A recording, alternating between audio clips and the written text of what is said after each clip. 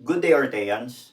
Your lecturer for today is Professor Allan Santos, top 5 in the March 2012 Criminology's licensure examination. Don't forget to subscribe and press the bell button to receive the latest updates. Take it away, Allan. Okay?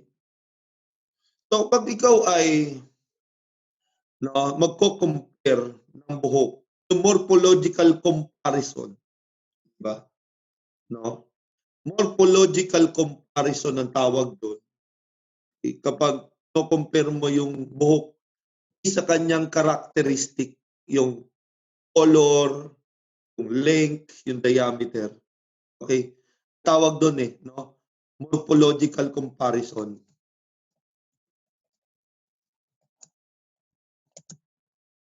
Yun, guys, no? Ilang buhok ang kailangan mo para magkaroon ka ng representative sample. Okay? Ilang buhok ang kailangan mo para magkaroon ka ng representative sample. So, si John Mark sumagot. Okay, good. So, John Mark answered 50. Okay? So, his answer is correct. Tama siya. Kailangan meron kang 50. Pero wag niyong kakalimutan. Sinabi mo yung 50. Okay, guys, you say about 50, no? Full length dapat siya. Hindi siya damage, no? Full length hair. Hindi siya maliit na part lang ng buhok, no? And ito ay tinatawag na head hair, no? Buhok sa ulo. So, take note, no, yung 50 full length strand na yan, no? Strand na yan, sa head hair yan. Don't forget. Okay. Ngayon, kapag question ko naman ay, no, kapag ang question ko is, how many naman kapag pubic hair? Guys, no, sige, I want you to comment your answer. Ano if my question is hindi naman sa head hair, pubic hair? Ilan, no, ang kailangang hair strand, no, na galing sa pubic, no, area natin? Or no, ilang pubic hair ang kailangan? Everybody? Kung ilang strand? Sasagot kaya? Morphological comparison yan, guys. Yung dating kinomenta. Morphological comparison. So, 50 hair strand din ba kapag pubic, no, hairs? No? Anong sagot? The answer is no. Lesser. Mas konti ang kailangan. Okay na hair strand. So, kapag sinabi mong sa pubic hair galing, that is 24 or 2 dozen. 2 dozen of full length strand. So, pag sa pubic, no? Pubic hair, guys, ha? So, I want you to remember. So, pubic hair, okay? 24 strands or 2 dozen. Okay, so, please remember that, ha? I hope na ma-master nyo to para pag tinanong ko sa board exam, kayang-kaya nyo. So, huwag kayong malito. Tandaan nyo rin na ito ay full length at ito ay based on dapat sa head hair ba yan or pubic hair. Ngayon, guys, no? Dapat lang ba ang hair comparison o yung morphological comparison, no, para maging ang findings natin sa identity ng identity ay maging absolute na? Dapat lang ba ang comparison test, ang buhok hair comparison test o hair morphological test? Okay. So, paano ma-determine ang pag head hair or pubic hair. So, ganun din guys, no? So, ano ma-determine pag head hair and pubic hair? Doon din sa tatlo. Okay. So, usually kasi ang pubic hair mas makapal ang diameter niyan compare sa head hair. No? Mas makapal, no? Sabi natin kanina for human, no? Comparison length, okay? Color and diameter. So kapag sa alam niyo the main reason kaya mas konti ang kailangan nating pubic hair kasi mas madali siyang makita yung characteristic dahil mas makapal siya, no?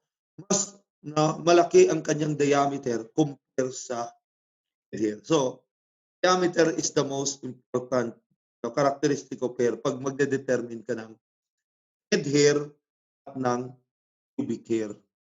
Okay? So, yan ang sagot, Teddy. So, tandaan nyo guys, ha? Okay, don't forget that. Okay? Ngayon, okay, let us now proceed to the topic.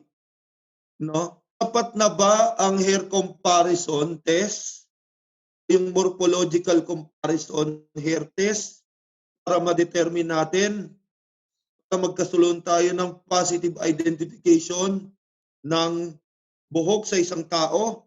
Sapat na ba yun? Yes or no? Sapat na ba siya? Okay guys, the answer is no. Okay, hindi siya sapat. Pero maganda na siyang as an aid of investigation. Pero kailangan mo pa rin magkaroon ng DNA test. Okay, DNA test sa buhok. So, take note of that. Let us now proceed to this one. Okay, I already told you about this, no? Okay. Ano uli ang sagot dito, guys? Can you please answer it? What instrument is necessary in comparing evidentiary hair strand to known hair strand? Ano uli ang tools na ginagamit? Okay.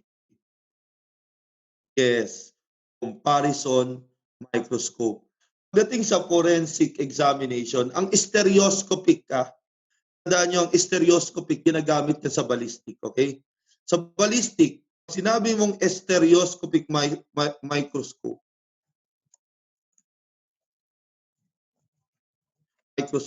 ginagamit siya to determine yung tinatawag nating class characteristic and alteration ng serial number of firearms. Isa yan sa mga use. Okay? And then, okay, ginagamit din ng stereoscopic, guys, no? Stereoscopic, no? Sa paint, no? Okay, paint comparison.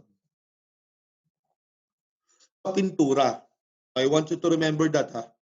Yan ang dalawang use ng stereoscopic.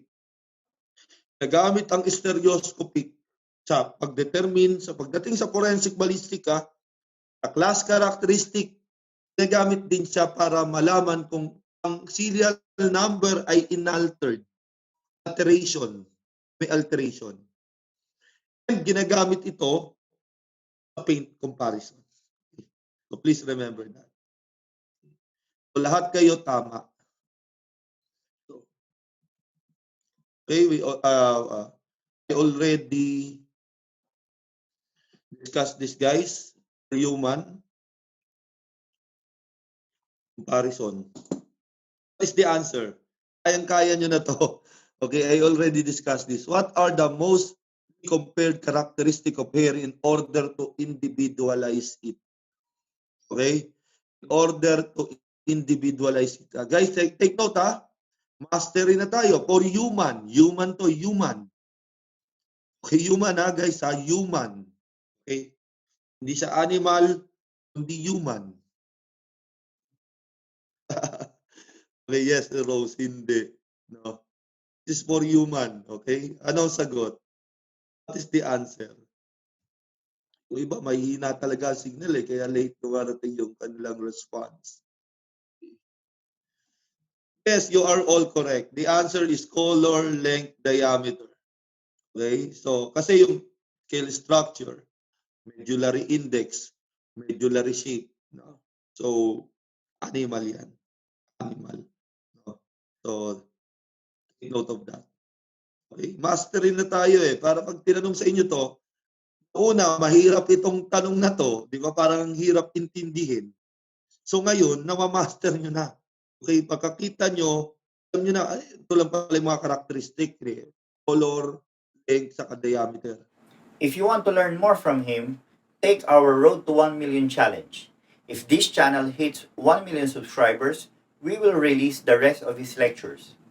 Or you can watch the rest of his lectures now by enrolling in Ortea Criminology Review. Just message us on our Facebook account for more details. See you soon, Orteans!